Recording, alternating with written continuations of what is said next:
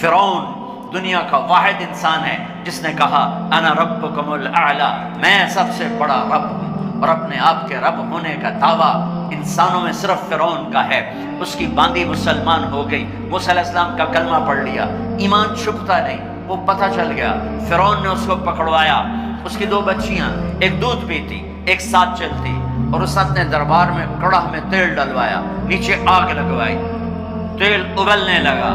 جب وہ پوری طاقت سے ابلنے لگا تو اس نے فرعون کی باندی سے کہا یہ آگ تیرے سامنے ہے، جلتا ہوا تیل، موسیٰ کے رب کو مانے گی تو پہلے تیری بچیوں کو جلاؤں گا، پھر تجھے جلاؤں گا، اور اگر مجھے رب مانے گی تو تیرے گھر کو سونے چاندی سے بنا دوں گا، تیرے گھر کو سونے چاندی سے بھر دوں گا۔ سنو سنو اس نے کیا کہا، کیا کہا؟ وہ کہنے لگی فرعون یہ تو میری 2 ہیں، میری 100 ہوتی تو اللہ کے نام پہ آج میں قربان کر دیتی۔ فَاقْضِ مَا أَنْتَ قَاضٍ، کر جو تجھے کرنا ہے۔ تو پاگل ہو گیا، غصے میں کہنے لگا اس کی بڑی بیٹی کو ڈال دو۔ تو انہوں نے اس کو یوں ٹانگوں سے پکڑا اور وہ چیختی چلاتی ہوئی تھی۔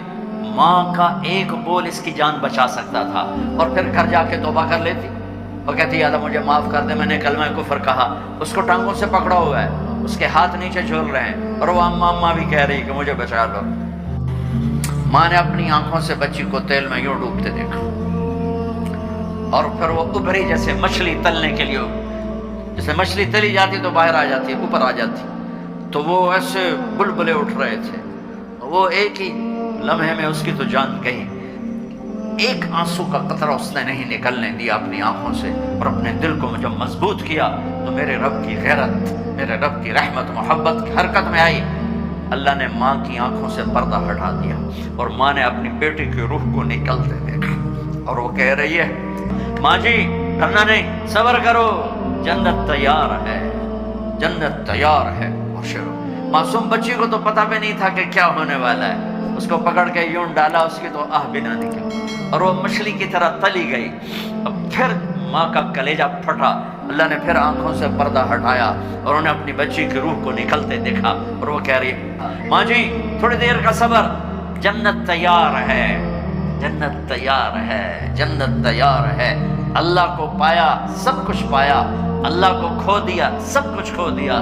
جب اس کو پکڑ کے لے جانے لگے اس نے فرعون کو دیکھا، فرعون اس کی آنکھوں میں آنکھیں نہیں ڈال سکتا، نظریں نیچے ہوگی اس کی۔ کہنے لگی میری ایک بات مانو گے، میری ایک خواہش پوری کرو گے؟ فرعون نے پوچھا کیا؟ کہ جب میں بھی جل جاؤں تو میری اور میری بچیوں کی ہڈیوں کو اکٹھے دفن کرنا، باہر پھینک نہ دینا، دفنا دینا۔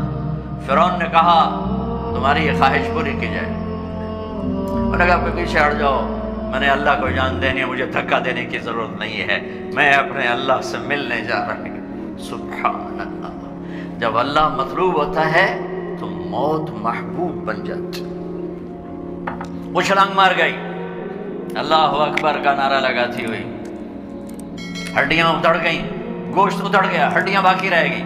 فرعون نے کہا ایک ہی جگہ ڈال دو، سب کو دفن کر دو۔ دفن 2000 سال کے بعد بچوں بچیوں، 2000 سال کے بعد موسیٰ علیہ السلام کے 2000 سال کے بعد جناب رسول اللہ صلی اللہ علیہ وسلم دنیا میں تشریف لائے۔